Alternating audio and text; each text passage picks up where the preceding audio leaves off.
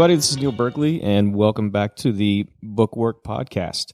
Our goal is to help you with all the questions that you have about being a freelancer. I think a lot of studios that listen to this will also get some good, positive information.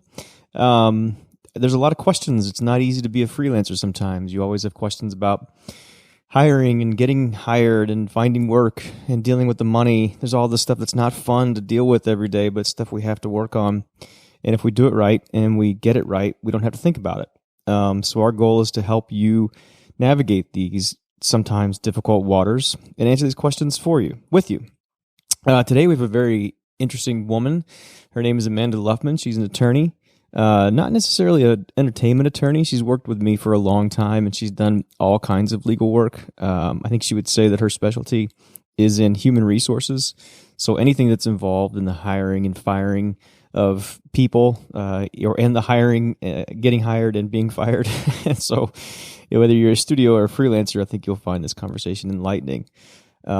She's really amazing. So if you have questions about contracts and what you should sign and what you shouldn't sign, if you have questions about becoming an LLC, if that's something you're considering, if you have questions about just being an employee and what that means and your obligations and people's obligation to you and how to stay protected, she's definitely on the side of the freelancer in this conversation. I'm sure she has a lot of companies like mine that she works with, but she understands that it's much more difficult for individuals to do this, to navigate these waters, like I said. So she's here to help.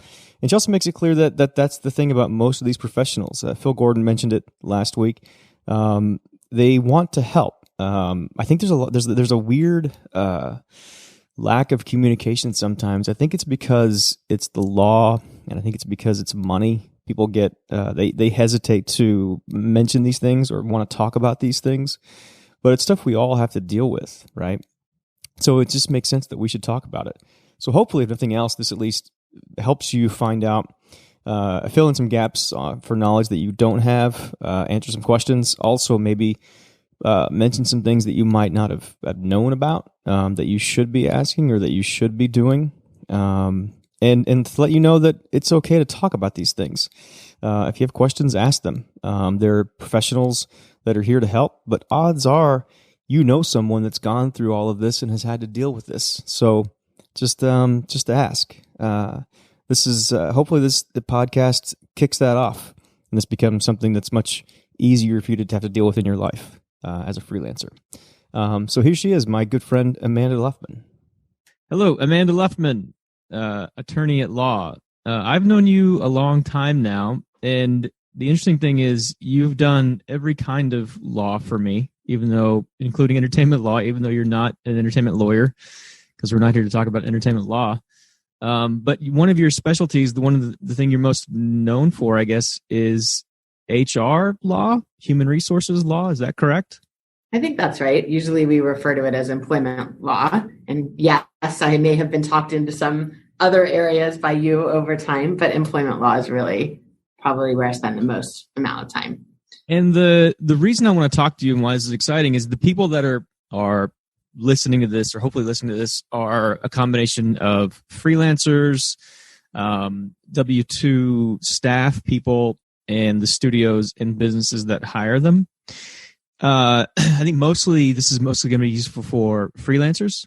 So, and a lot of these people are trying to make that decision whether they should incorporate and what they should do just to take care of these things. Because to be honest, it is overwhelming, and a lot of people don't think about that. They don't think about what tax forms they should be signing, what contracts they should have on their own. So, I would love to get your take and your very direct advice, but also do these things right now kind of conversation, because most people are like me and just want to be told what to do when it comes to this stuff. I don't want to research it or look it up, but just to tell me. So I asked, one of my questions is what book should people read right now?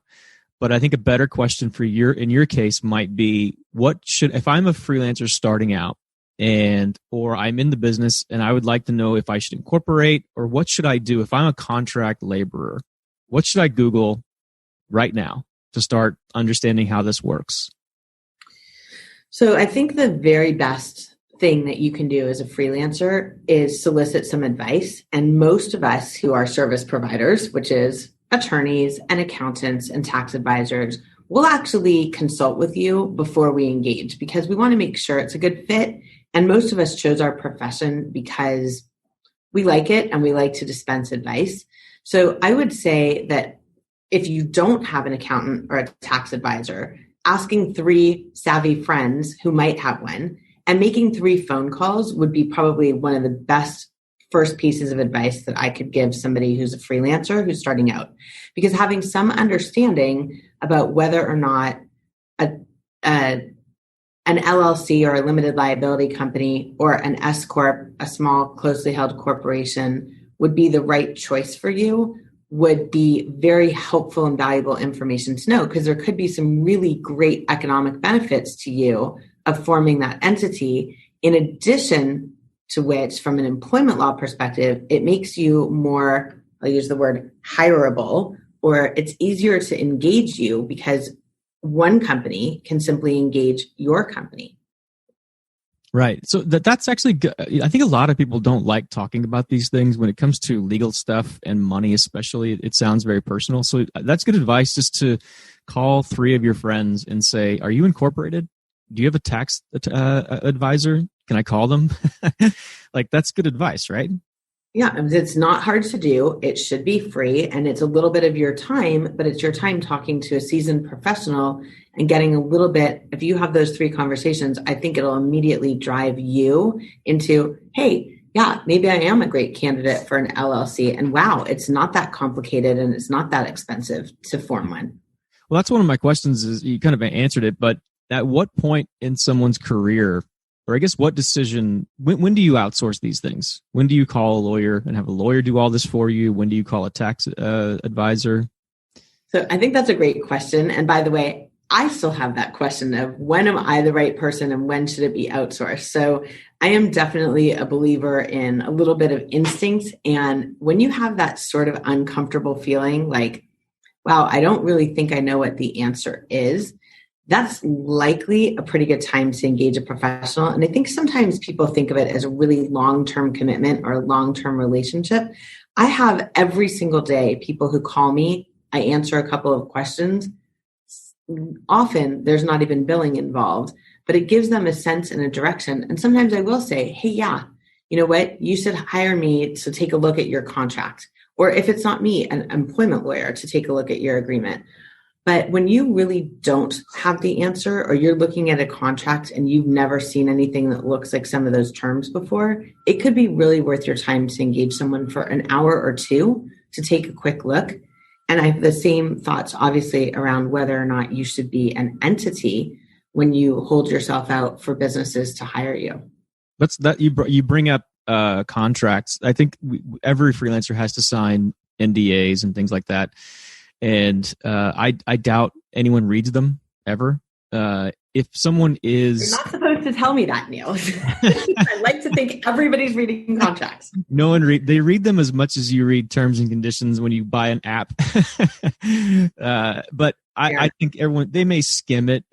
But let's say your advice is to at least skim this thing, or is your advice to have, 2-part question. One, if your advice is to at least skim it, what are the red flags? What are the big things they should look for?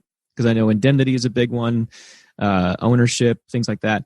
But you might also advise, I think your advice to freelancers that they may not even know they can have is have your own contracts that you give people. That's you've told that to me, and no freelancer has ever even offered to give me a contract. Yes.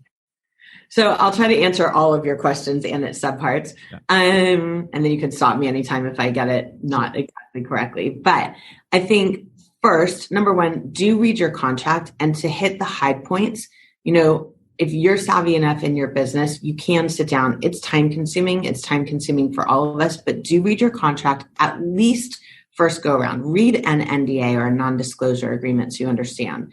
And the areas of what I consider to be heartburn or most concern would be the entrance. How do you get into the deal? The exit. How do you get out of the deal? What if you got in with somebody you really don't like? How do you get out of there?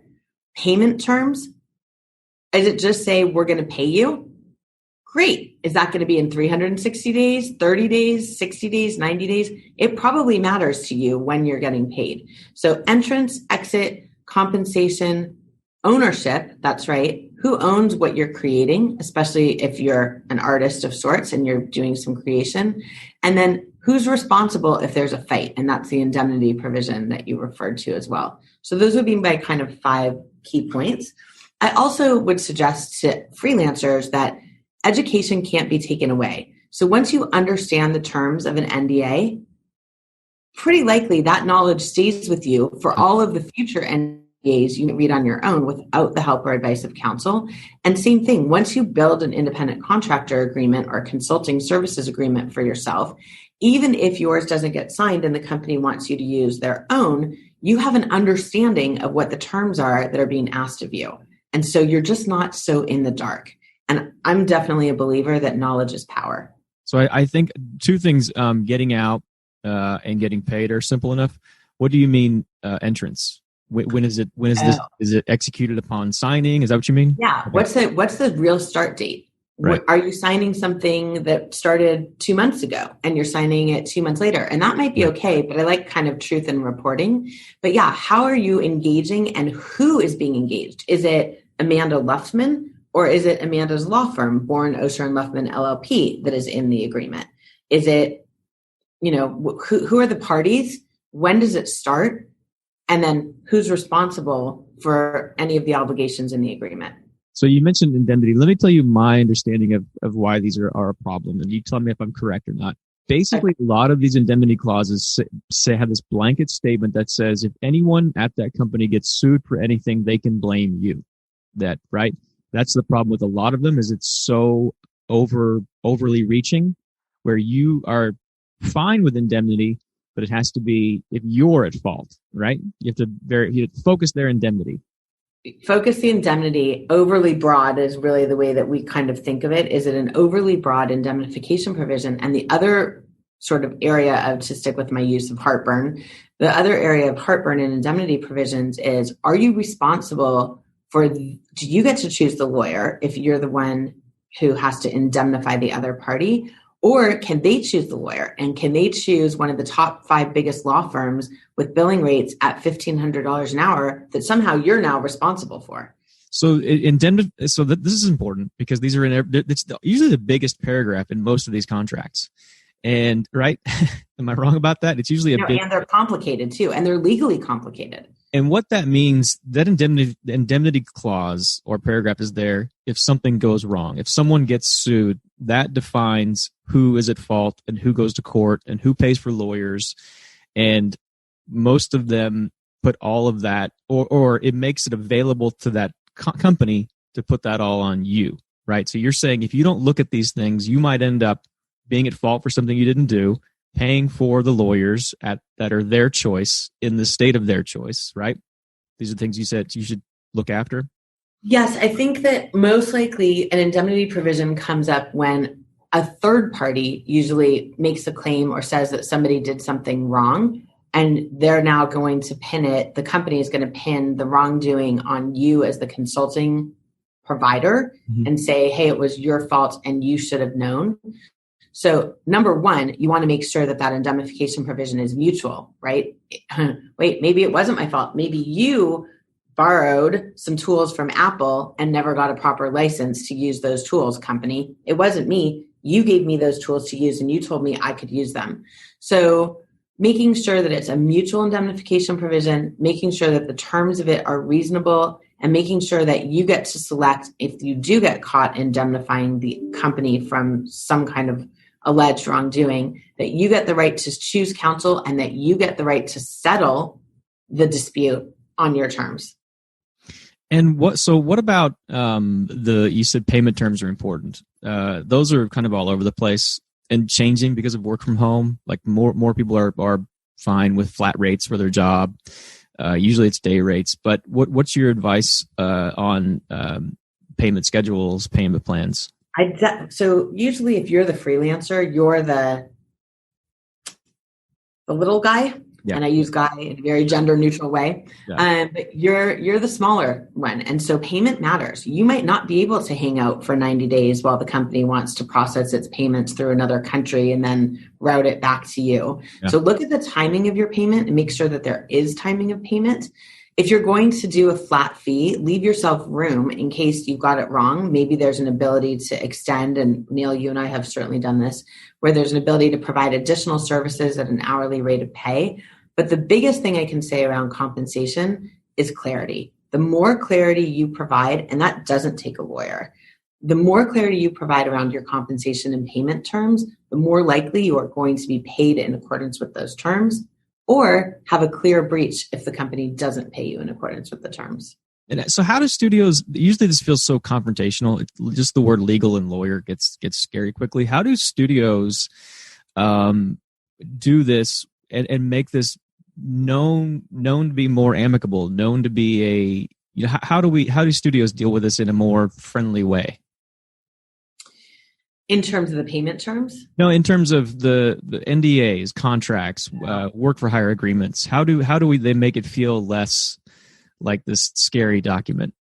I think that having a conversation around it would be incredibly helpful. Hey, this is an NDA because this is work product, or we have an idea out there and we don't want to fight later. We just want to be clear about who is coming to the table with what ideas, who owns what work product, and also clarity of obligations. So if studios are approaching a consultant or a freelancer and actually sharing with them, or even better, if the studio has prepared the documents with its counsel, spending half an hour with the freelancer to say, I just want to walk you through the contract. Mm-hmm. I want to show you where the obligations are, because these things should not be mysteries. Right. They should be an accurate representation of the agreement that we've made in the discussions we've had. I think a little transparency goes a long way. Are there any other, if someone is a freelancer, because I feel like freelancers, and a lot of these things, when it comes to law and accounting and even sales, if freelancers thought the way studios thought, even if they maintained their independence their entire career, like studios think through all these things. They hire a team, they hire a lawyer, they hire an accountant, they hire these people, these advisors.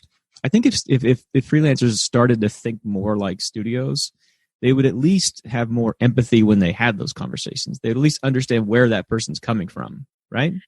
But I think you're right. I think that a lot of times when we do something as an individual, like even as a lawyer, when I started as a lawyer, just kind of by myself, it's like, what's the business behind this? What's the bank account? Do I need a separate bank account? But when you hold yourself out, even if it's just you, and even if you don't actually form a legal entity, you're running your own small business. And if you remembered that, you have things to protect, you have things that you would like to satisfy and obligations you'd like to meet.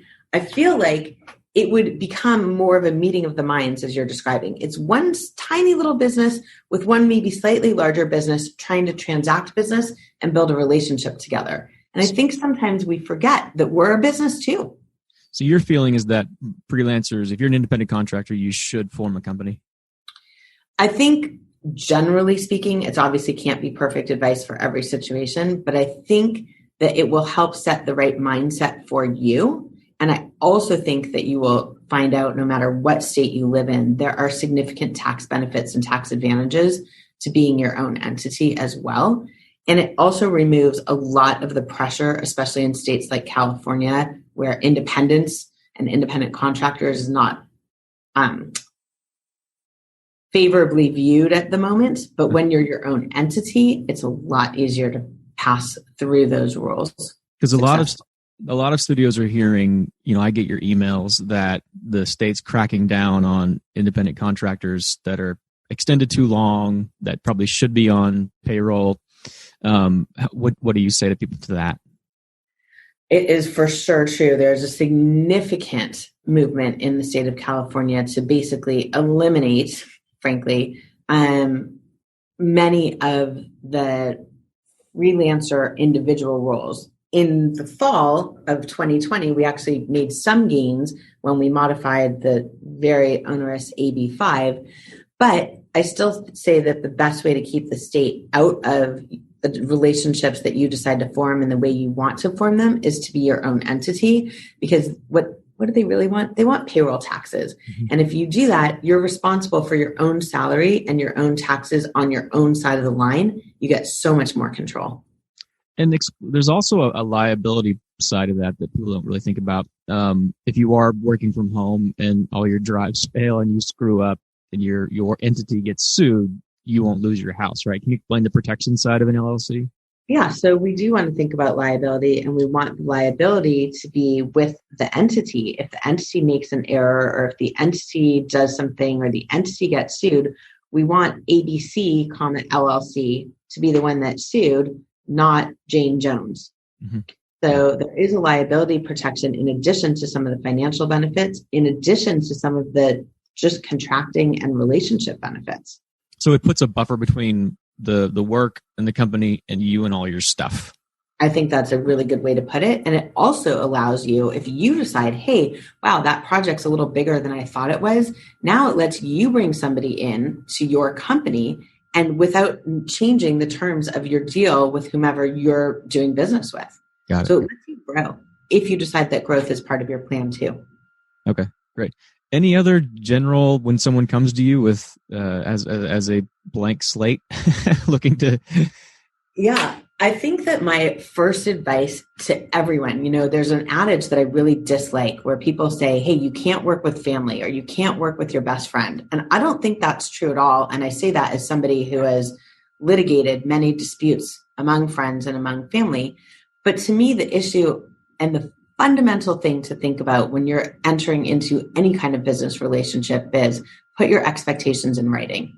So even if there's not going to be a formal contract in the way that we think of legal documents, have your expectations. I'm going to paint the tree. I'm going to deliver the painting of the tree by this date. You're going to pay me X by Y date in this manner. And so the more likely you are to put expectations in writing, the less likely you are to fight later, with lawyers or without lawyers. So I think that would be probably my very first fundamental tip is commit your expectations to writing so that everybody has thought through at least the best way that they could think about the ramifications of what the deal is they're engaging in. All right, this has been excellent. Thank you very much. How do people reach you if they have questions, and should they? By all means, as I think I already said, I basically give out free advice. So, you might as well reach out. You can find me at BOOQlaw.com. So Born Osher Luftman, LAW.com. And also anyone, of course, is always welcome to call. All the contact information is on our website. And of course, Neil knows how to find me anytime. Yes, great. Amanda, thank you very much. It's good to see you. I appreciate you helping us out. I'm sure a lot of people are going to learn from this. So this has been great. Thank you. Thanks so much for having me, Neil. It's always great to talk to you. All right. Talk to you soon. So yes, Amanda Luftman, do take advantage of her offer to help. She's really smart and really cool and really friendly, and she's here to help. And like I said, someone has probably had to deal with in the past. Someone has probably had to work on these things. So ask them how they figured it out and who they got help from. This has been the BOOQworq podcast. Thanks again. I will talk to you soon.